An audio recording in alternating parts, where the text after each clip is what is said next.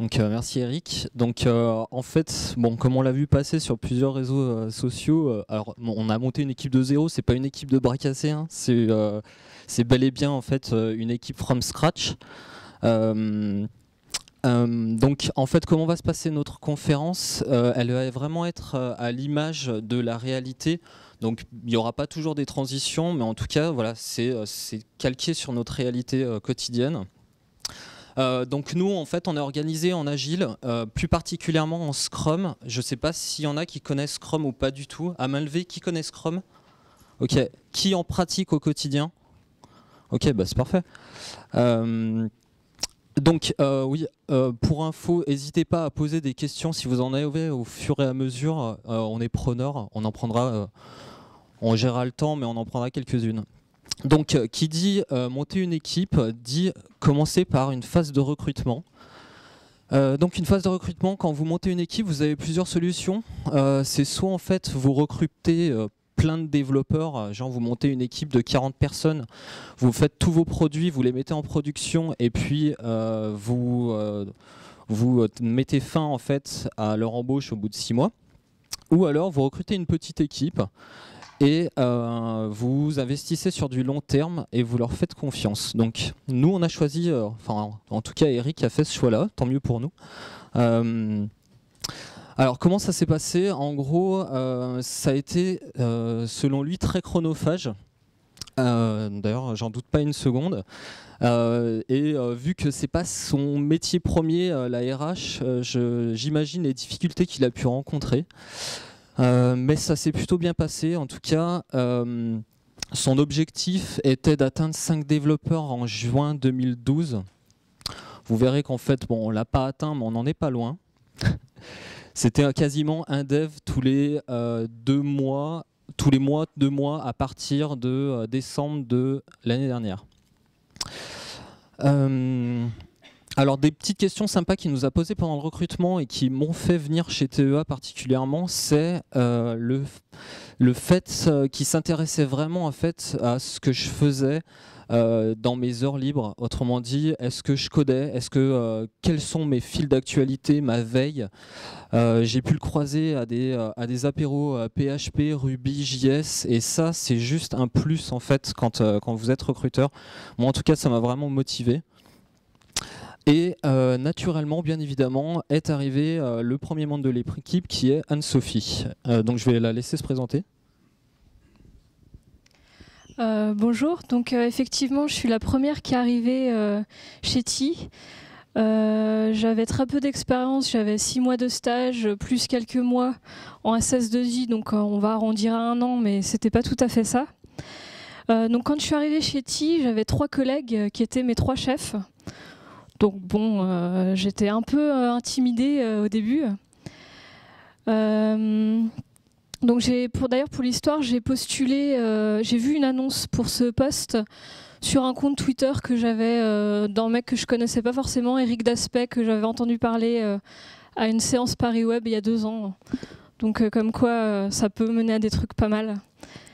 Donc je suis arrivée chez TI la première, j'étais la seule développeuse et à part Eric qui a un profil technique, donc mes collègues n'étaient absolument pas dans le... Ils sont vraiment fonctionnels. Donc quand je suis arrivée, pendant 1 mois, j'étais toute seule et j'étais un peu seule au monde.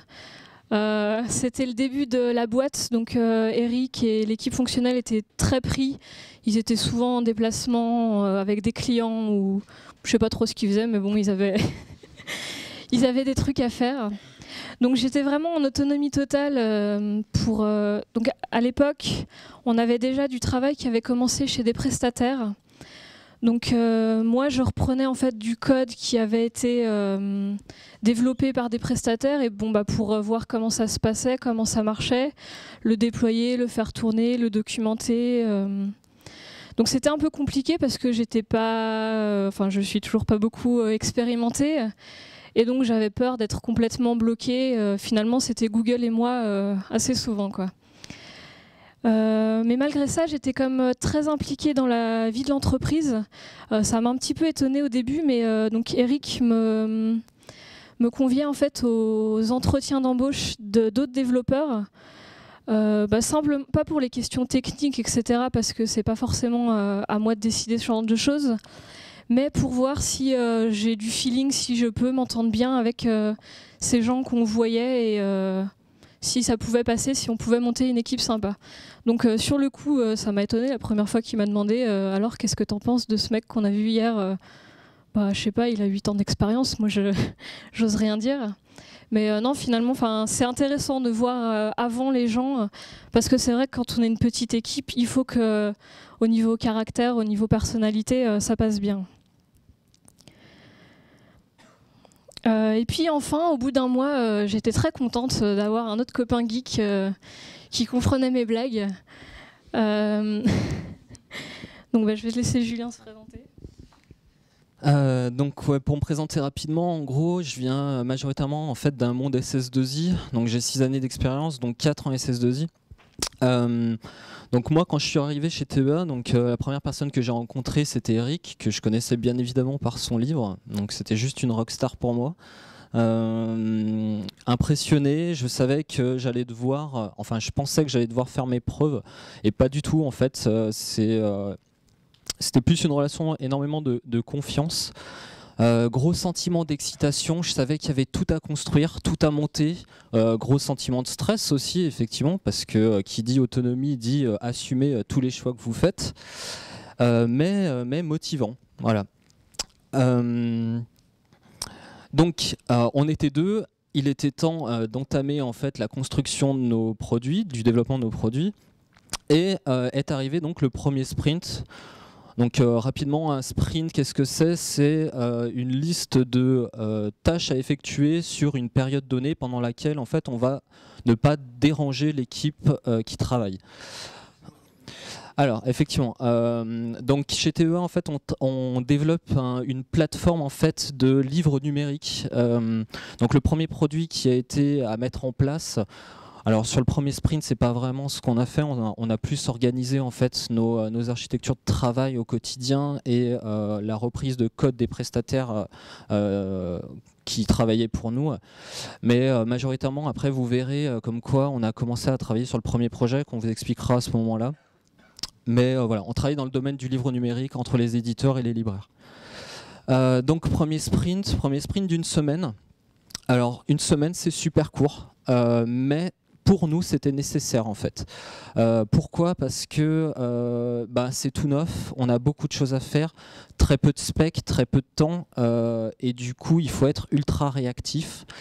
Il y a une confiance qu'il faut installer aussi entre les fonctionnels et les développeurs. Et mine de rien, une équipe qui dérape sur 2 semaines, c'est quand même plus problématique qu'une équipe qui dérape sur 1 semaine. C'est plus facile à redresser. Donc voilà, on a fait ce choix-là de partir sur des sprints d'1 semaine. Ça changera dans le temps, vous verrez. Donc le premier truc qu'on a fait quand on s'est retrouvés à 2, c'est d'installer un serveur pour pouvoir bosser à plusieurs. Parce que quand j'étais toute seule, effectivement, je bossais sur mon poste, ça se passait bien, personne m'embêtait. Là, c'était bien de partager donc un espace où on pouvait déployer notre code en commun. Donc on a vraiment installé le serveur de zéro, ça va du déballage du carton, brancher tout ça et installer l'OS, virtualiser tout ça pour mettre plusieurs environnements. On voulait un espace où on pouvait déployer nos applications. Et puis aussi, quand on est les seuls geeks de la boîte, finalement, c'est nous qui avons installé un gestionnaire de projet comme Redmine ou un serveur de documents partagés comme Samba, tout ce genre de trucs. Donc voilà, c'est des choses qu'on avait déjà fait chez nous, tout seul, installer un serveur. C'est pas pareil de le faire en vrai pour une entreprise, parce qu'il faut que ça marche. On s'y met pas le dimanche après-midi quand on n'a rien d'autre à faire. On n'a pas tout le temps qu'on veut. C'est bien que ça tourne et plutôt bien, quoi. Donc on n'avait jamais fait ça de zéro dans nos expériences précédentes. C'est toujours l'équipe technique qui faisait ça, mais du coup c'était très intéressant, très formateur, et puis on s'en est sorti malgré tout. Donc voilà, une fois qu'on avait notre serveur en place, on a pu développer des projets de zéro. C'est-à-dire qu'en plus de reprendre des projets qui avaient été initiés par des prestataires, on a aussi bossé sur des trucs à côté. Et là encore, c'est quelque chose qu'on n'avait pas du tout l'habitude de faire en SS2I. C'est décider de zéro quel framework on va utiliser, quelle architecture on va utiliser. Donc c'est beaucoup de questions sur lesquelles on aurait pu passer des jours et des jours à réfléchir. Bon, il y a un moment qu'il fallait quand même se décider. Donc nous, on a fait le choix d'un framework plutôt léger, Silex. Finalement, ce qu'on a choisi n'est pas important, mais on l'a fait en fonction des contraintes qu'on avait. On a fait ce choix d'un framework léger parce qu'on avait peur d'être limité. Sauf qu'on a oublié que c'est nous qui allions maintenir ce code toute sa durée de vie. Finalement, à long terme, on se rend compte qu'en étant un peu trop... on avait trop de liberté. On a parfois fait des choix de conception mauvais et maintenant on galère encore sur des choix qu'on a fait il y a 2-3 mois parce que voilà, sur le coup, on ne savait pas forcément où on allait. Et là encore, c'est inhabituel pour nous de faire vivre le code sur une durée aussi longue. C'est assez différent du modèle SS2I en fait. Tu voyais d'autres choses? Ouais, alors le premier projet du coup, c'était un back-office de statistiques en fait qui nous listait les livres en front-end de nos différents éditeurs qu'on distribuait à nos libraires. Donc c'était essentiellement en fait des grosses listes, des fils de recherche, donc des choses pas très compliquées. C'est pour ça que du coup on avait opté pour ce micro-framework Silex qui est, on va dire, un dérivé simple de Symfony 2. Donc voilà, c'était pour répondre à votre question. Alors, tout ça pour dire qu'en fait, quand on est développeur dans une start-up, on n'est pas que développeur en gros. On est amené à travailler sur, il faut mettre en place en fait un serveur qui va héberger un Samba, un DHCP, des DNS. On va mettre en place en fait des systèmes virtualisés pour gérer en fait tous nos outils internes. Donc on va pas faire que coder toute la journée comme moi j'ai pu faire en fait dans le passé en SS2I où on m'amenait un cahier des specs et puis que je réalisais et que je livrais et quelqu'un s'occupait à ma place de mettre en prod. Non, c'est pas que ça. On va être aussi amené par exemple à mettre en place la téléphonie dans la boîte. En tout cas ça a été notre cas. Donc prendre contact avec des OVH ou autres. Mais c'est ultra gratifiant en fait parce que du coup on construit la boîte au fur et à mesure et voilà, donc c'est vraiment pas comme on pourrait le subir un dimanche après-midi en famille après un repas où tout le monde vient vous voir en disant ah t'es informaticien, tu pourrais pas me faire ça, ah tiens tu pourrais pas regarder mon PC parce qu'il est cassé. C'est juste non, là c'est différent, là c'est vraiment des choses qu'on va construire pour nous. Donc les choses en amenant une autre, on développe nos produits, tout ça, et on arrive au moment où on dit qu'on existe au monde entier en passant par une conférence de presse.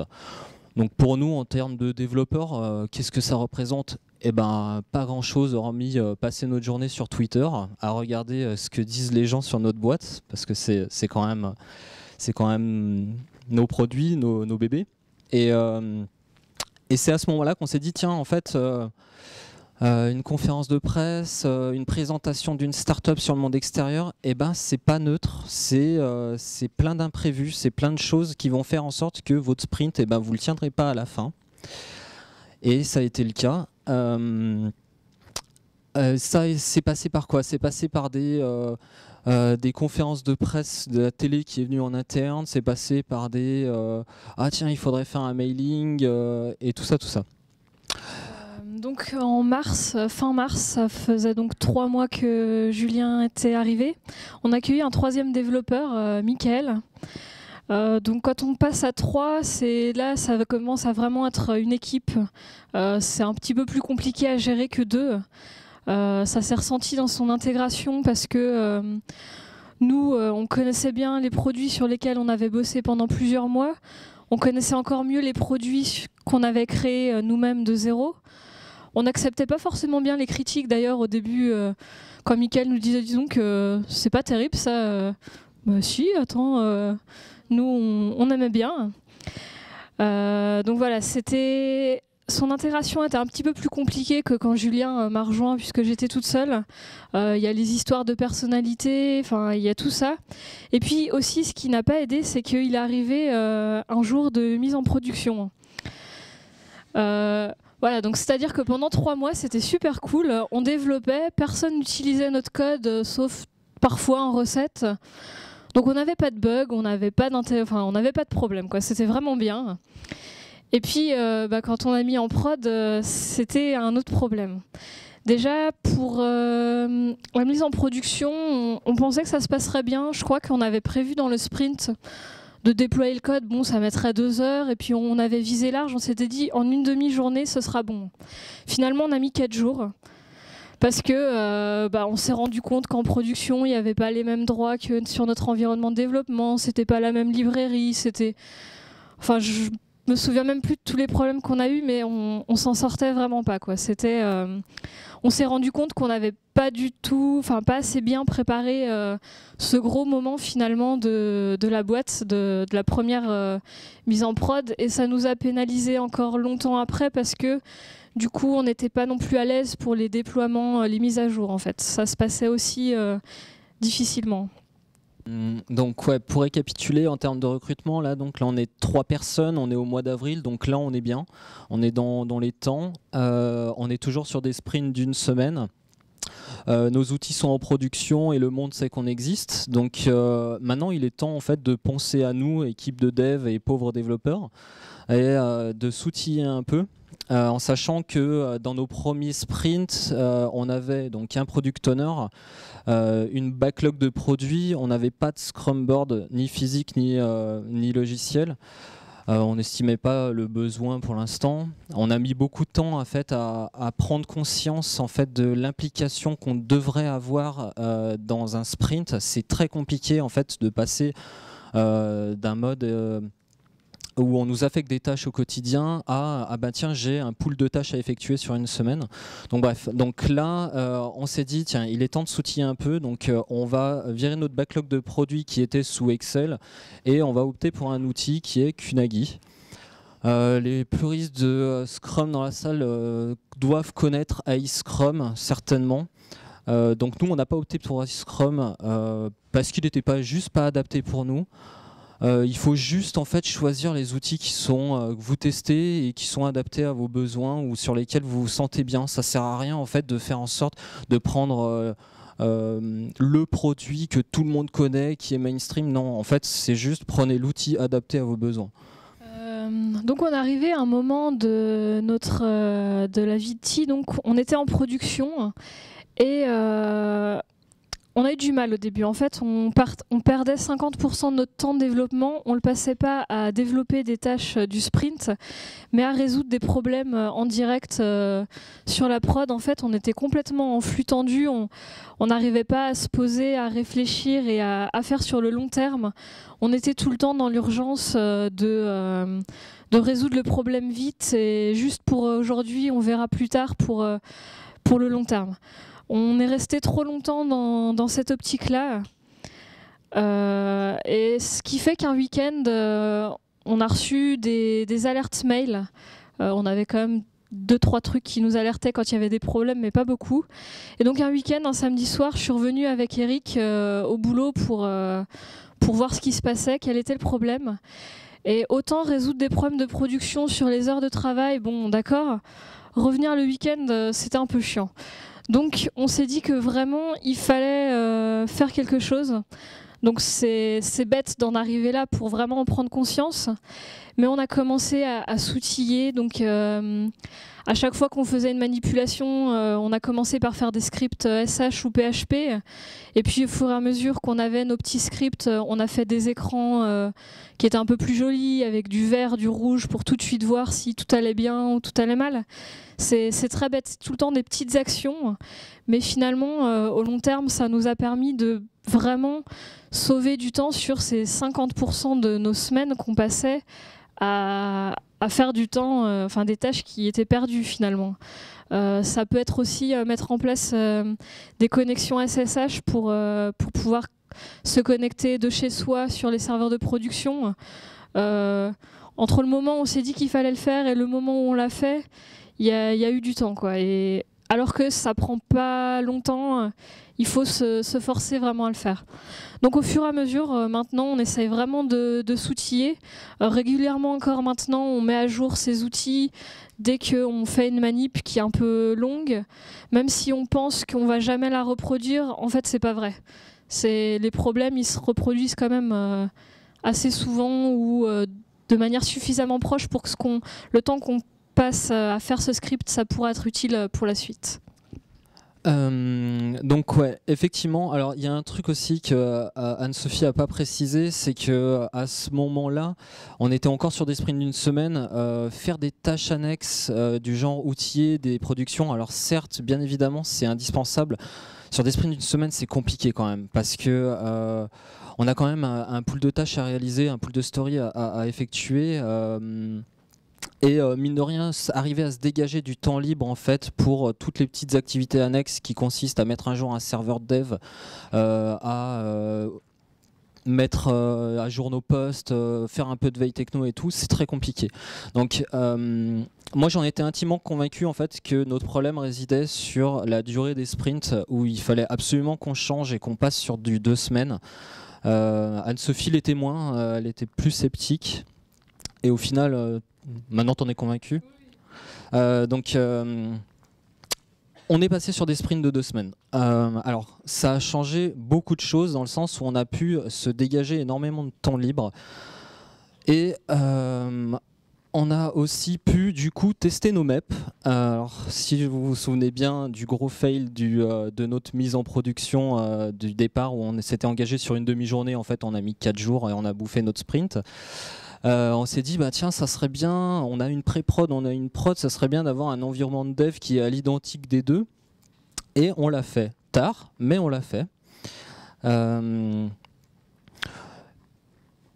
C'est on va dire sur retour sur action, là tout de suite maintenant, je pense qu'il aurait fallu qu'on le fasse bien évidemment beaucoup plus tôt.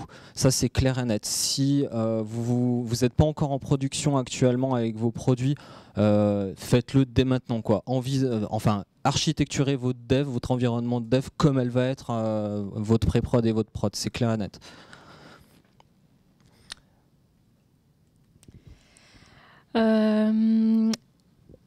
Ça, c'est une phrase qu'on a entendue de notre fonctionnel qui est venu voir notre Scrum Board. Donc c'est là où on voit toutes les tâches pour lesquelles on s'est engagé pour le sprint.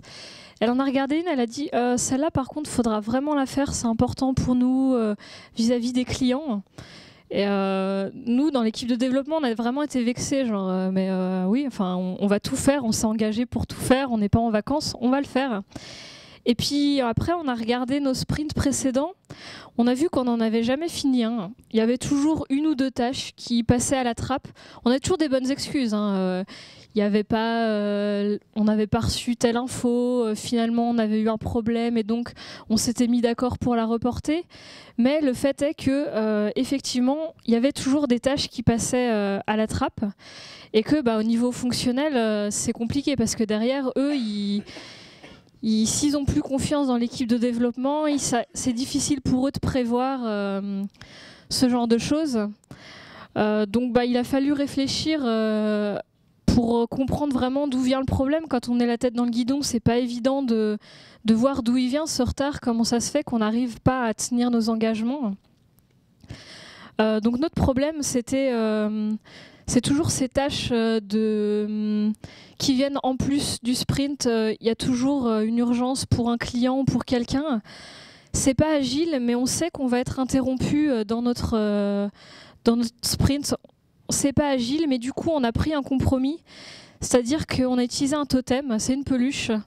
Elle est sur le bureau d'un des développeurs et en fait pendant 1 ou 2 jours, celui qui a la peluche, c'est celui qui a pas de bol, c'est lui qui va s'occuper de tous ces trucs-là. Et du coup, pendant ce temps-là, les autres, ils peuvent bosser tranquillement. Il y a cette bulle agile de on est dans notre travail, on n'est pas embêté. Et ça nous a vraiment aidé à finalement à un peu mieux travailler, à moins être interrompu parce que comme on a essayé avec nos fonctionnels, hein, mais comme ils veulent vraiment continuer à nous rajouter des trucs en plus, il fallait qu'on trouve une autre solution. Donc voilà, c'est notre compromis pas agile, mais qui nous a permis de baisser tout. Parce que quand on est trois à lever la tête pour comprendre la question, pour s'interrompre dans son travail, pour comprendre ce qu'il faut faire, des fois il y en a deux qui vont le faire en même temps parce qu'on ne s'est pas bien mis d'accord, c'est embêtant.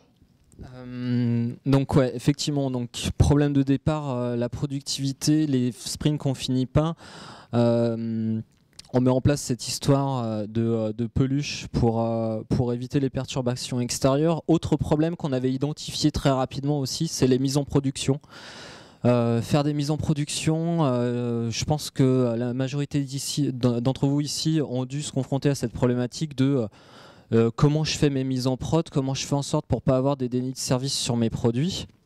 Et ça passait en grand coup au départ par des patchs, par des AirSync directement sur les environnements de pré-prod, prod, en faisant des dumps de bases de données avant, en faisant des copies de fichiers pour éviter de faire pour faire un switch rapide au dernier moment. Mais c'était toujours source de stress, source de problématiques. Donc Capistrano, c'est un petit outil de déploiement qui va nous simplifier mais grandement la tâche au quotidien. Là on est sur 3 produits, 2 sont sous Capistrano, il y en a un encore où on a un peu de mal, c'est quand même c'est facile à mettre en place mais ça demande quand même une architecture particulière. Pour le retour, c'est facile. Avant, on était à quasiment une mise en production par semaine sur chaque produit. On est passé à plus d'une mise en production par jour. On en fait quasiment, je sais pas, entre 3 et 5 par jour sur certains produits, suivant la demande. Donc je vous laisse imaginer la joie des fonctionnels derrière quand on leur expliquait comme quoi ça y est, on déploie en continu et ce que vous nous avez demandé, c'est là, c'est présent. Donc voilà, ça c'est vraiment la grosse réussite et en tout cas si vos produits sont pas encore en prod, posez-vous la question dès maintenant en fait comment vous allez les mettre en prod, c'est une réelle problématique en fait. Enfin en tout cas pour nous ça l'a été. Et donc tout ça pour dire que les efforts ont payé. Premier sprint fini, on est le 25 juillet, le premier sprint date du 1er janvier quasiment. Donc voilà. Bon, on en est quand même fiers. C'est pas Jojo, mais c'est quand même pas mal. Là, pour le coup, il n'y a pas grand-chose à dire. C'est juste que comptez pas faire faire en sorte que vos sprints soient parfaits dès les premières semaines, dès les premiers mois. C'est juste, irréalisable, je pense. Bon, peut-être vous ferez mieux que nous, mais en tout cas, voilà. Nous, on l'a réussi le 25 juillet.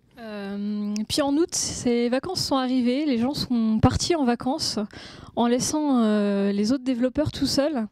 Et c'est là qu'on s'est rendu compte que on n'était que 3, mais on avait quand même du mal à communiquer. Il faut savoir qu'en fait, on a une très grande autonomie sur les choix d'architecture, de librairie qu'on va faire. Finalement, Eric, tout ce qu'il va nous demander, c'est de justifier ou d'assumer derrière ce qu'on va choisir. Mais si c'est qu'un seul membre de l'équipe qui fait ce choix et que les 2 autres derrière ne sont pas d'accord, c'est compliqué pour nous derrière de... Ah je sais pas pourquoi il a fait ça, mais il est parti en vacances, on lui demandera dans 2 semaines. Donc voilà, on s'en est rendu compte pendant cette période, mais on communiquait pas assez on se challengeait pas assez sur certains choix architecturaux qu'on fait.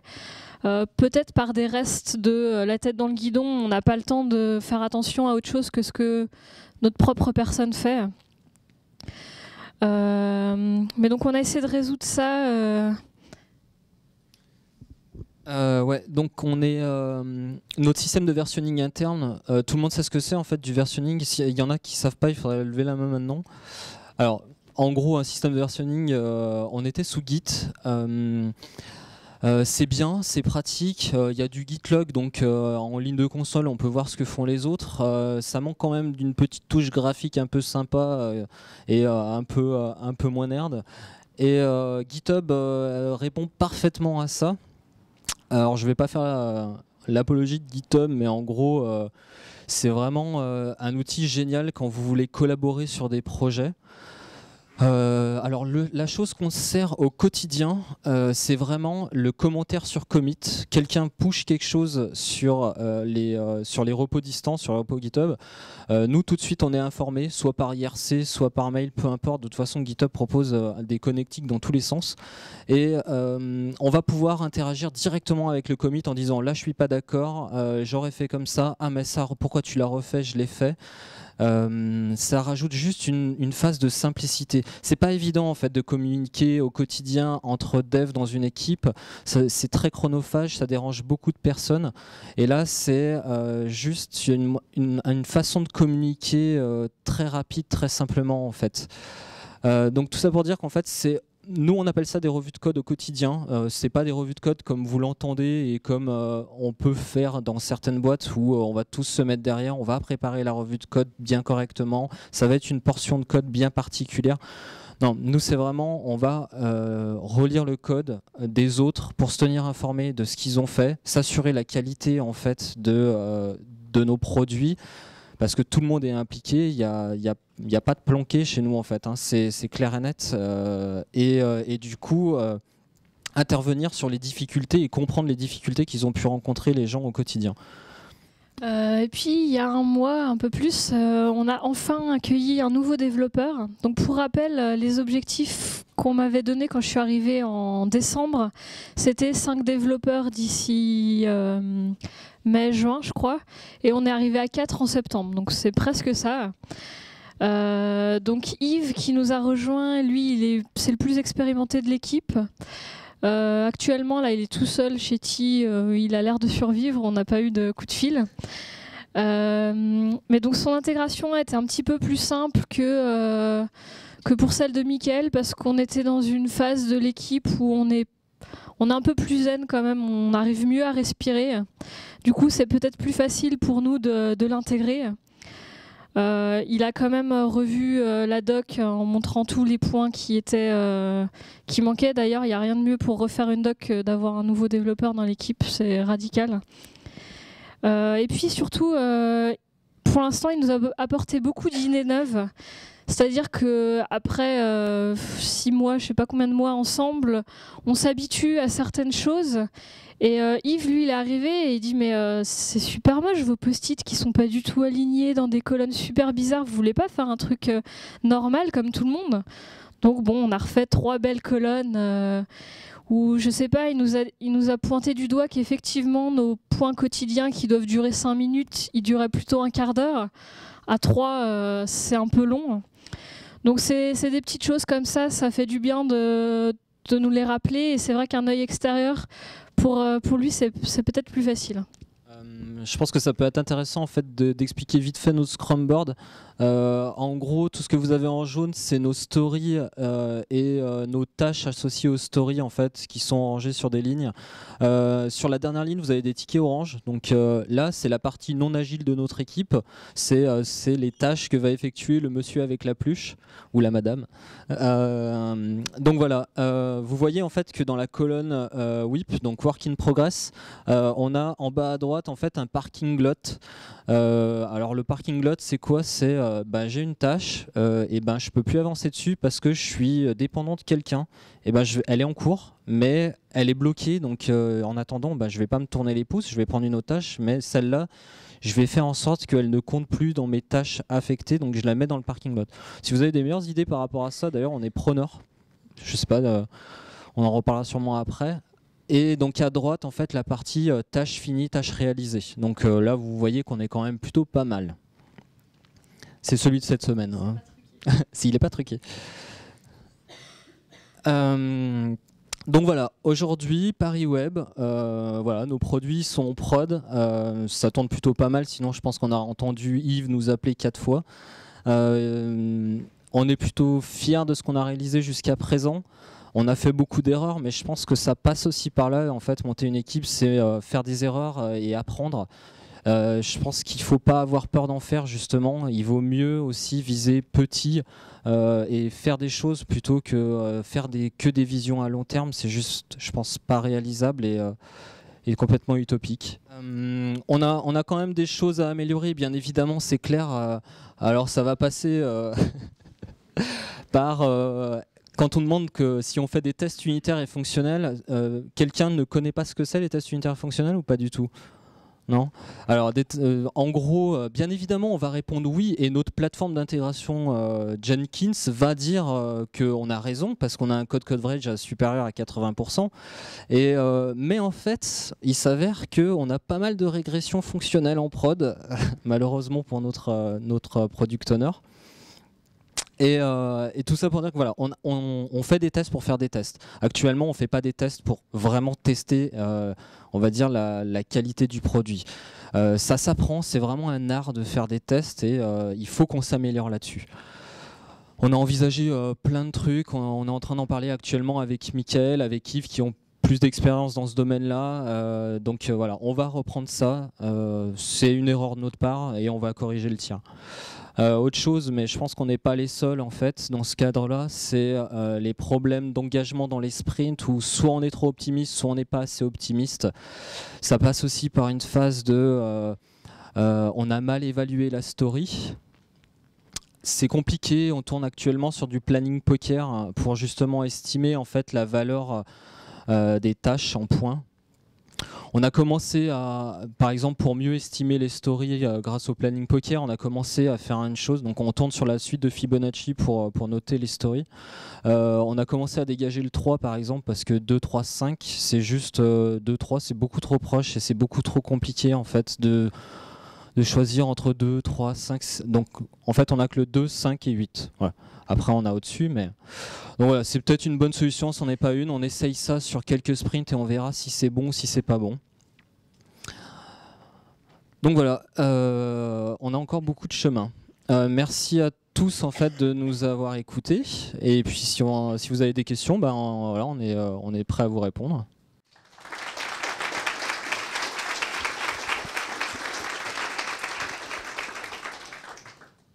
Donc la question c'est est-ce qu'on a mis des casquettes sur chacun? Est-ce qu'il y en a un qui va être plutôt qualité, l'autre plutôt réseau ou veille? La réponse c'est non, en fait on essaye d'être... de tout savoir faire parce qu'on est une petite équipe. Sur 4, ça peut aller très vite qu'il y en ait 1, 2 ou 3 qui ne soient pas là. Le but, c'est qu'on sache faire la majorité des choses. En fait, on évite de spécialiser sur les points. Ouais, juste pour compléter, en fait, c'est un choix qui peut être critiqué, mais clairement parce que ça simplifie la chose au quotidien, en fait, d'avoir un responsable qualité, un responsable développement de production ou d'avoir quelqu'un qui va gérer en fait tout ce qui est architecture réseau ou autre. C'est clair parce que ça va permettre en fait d'accélérer en fait le développement des applicatifs, tout simplement. Le problème étant dans une petite équipe, il y en a un qui part, ça la met en péril. C'est clair et net. Donc il vaut mieux, je pense en tout cas, perdre du temps et espérer que les gens sont suffisamment motivés pour monter en compétences. Bien évidemment, ça repose sur un système de confiance. Hein, et faire en sorte que tout le monde monte en compétences. Donc bien évidemment, on va prendre des compétences là où on le peut. Anne-Sophie, on prend, on va dire, autant qu'elle peut de nous trois, de Mickaël, moi et de Yves. Moi, j'en prends essentiellement en fait de Yves, vu que j'ai travaillé énormément avec Mickaël avant. Donc voilà, si ça répond à ta question. Donc la question c'est pourquoi partir du moins expérimenté au plus expérimenté? Est-ce qu'on pourrait pas faire l'inverse? En fait, donc on s'est dit, on a recruté Anne-Sophie en décembre. On s'est dit en fait, on n'est même pas totalement transparent. Moi je m'étais dit environ 1 par mois. Voilà. Pour ceux qui ont déjà essayé, c'est juste impossible. Et grosso modo, on a commencé à chercher en juillet, je crois. Je sais pas, on a dû parler en septembre, je pense, ensemble, la première fois. Ouais. Grosso modo, on prend les gens qu'on trouve. Voilà. On trouve plein de gens, on en sélectionne très peu, et donc si on trouve quelqu'un qu'on veut, il n'est pas expérimenté, on prend la pas expérimenté. Voilà. Et trouver les expérimentés, c'est plus long. Déjà parce qu'ils sont en poste, donc ils ont 3 mois de préavis. Parce que en plus, pour les attirer, il faut déjà avoir une équipe déjà constituée en général. Donc c'est un petit peu plus difficile. Et puis moi, je t'avoue qu'en plus, j'étais parisien au départ, je suis venu sur Lyon, je connaissais pas le réseau lyonnais, et c'était encore plus difficile. Voilà. Donc on recrute des personnes, on recrute pas des compétences en réalité, et on prend les personnes quand elles viennent, et après on tente de monter l'équipe. C'est-à-dire on prend la première, on tente de trouver la deuxième qui va s'accorder avec la première, et ainsi de suite. Donc la question c'est comment ça se passe au niveau de la peluche, comment on la transfère au bout de 2 jours à quelqu'un d'autre. Si par exemple il y avait une tâche qui était longue, si elle n'a pas fini, comment on la passe à l'autre personne. En fait on a dit 2 jours mais ça dépend vraiment des fois. Quand Julien il va être sur un truc vraiment touchy, vraiment urgent, on va le laisser tranquille, on va pas lui donner pendant 2 semaines. À la fin, à la rétrospective, il va dire « Ah, dis donc, c'était bien le sprint, j'ai pas du tout été embêté. » Ouais. En fait, ça dépend. Souvent, ça va être des tâches très courtes. C'est pas des tâches longues hein, qu'on va nous demander de faire, mais ça va nous prendre un quart d'heure, une demi-heure, 1 heure. Et c'est ça qui est embêtant quand on est 3 à commencer à la faire ou à se demander qui va la faire. Après pour les tâches les plus longues, j'ai pas forcément de souvenir en tête que ce soit arrivé, mais c'est celui qui a commencé qui l'a fini généralement. Ouais, sur les tâches un peu complexes, on va quand même être plusieurs à se mettre dessus. Un incident en production par exemple, ou quand on veut vraiment le résoudre vite. Donc voilà.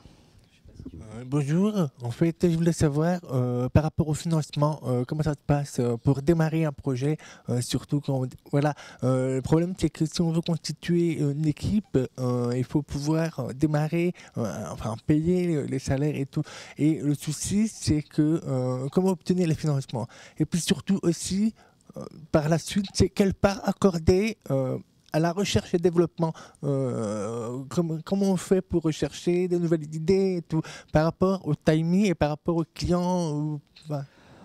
Sincèrement, j'en ai aucune idée, je sais pas du tout.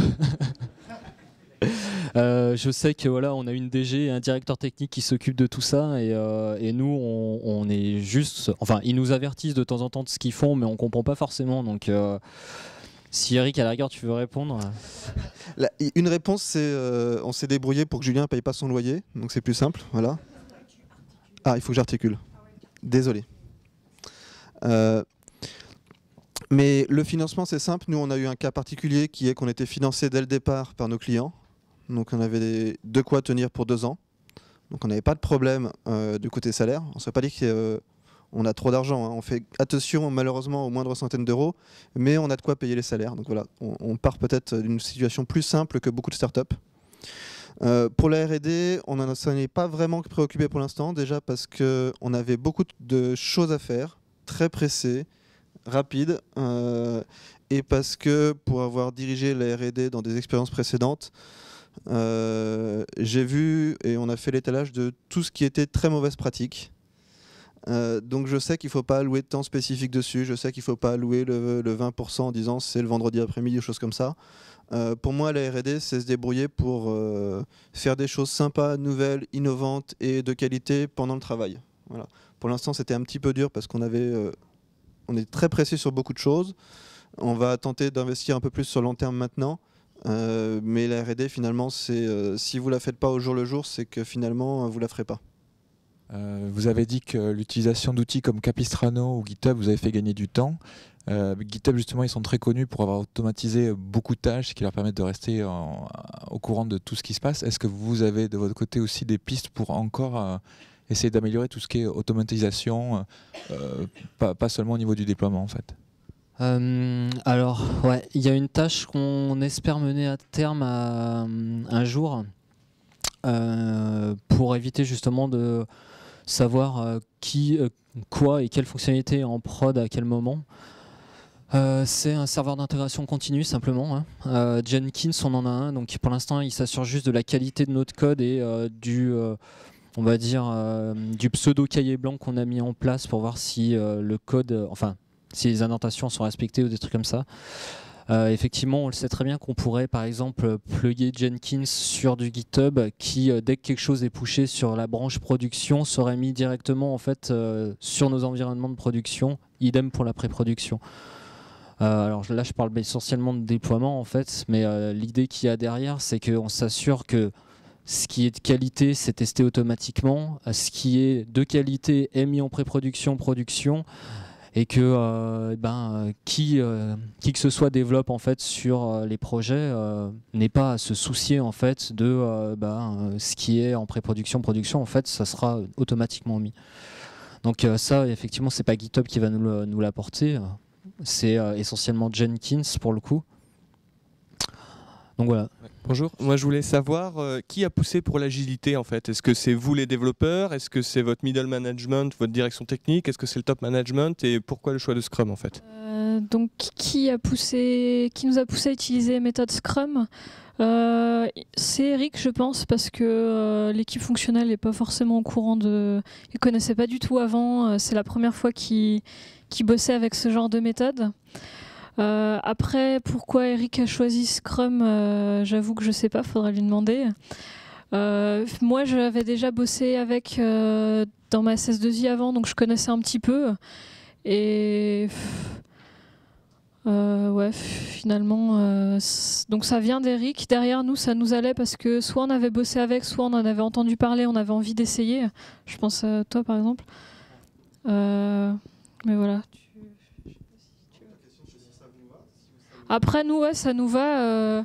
On prend nos propres... l'histoire de la peluche, par exemple, c'est pas du tout Scrum. Derrière, nous, on s'arrange pour que ça nous convienne aussi pour nos méthodes de travail. On respecte pas à la lettre les principes Scrum. On fait plus des trucs qui marchent pour nous, quoi. Donc ça pourrait être autre chose, finalement. Si ça faisait tourner l'équipe, ça nous irait bien.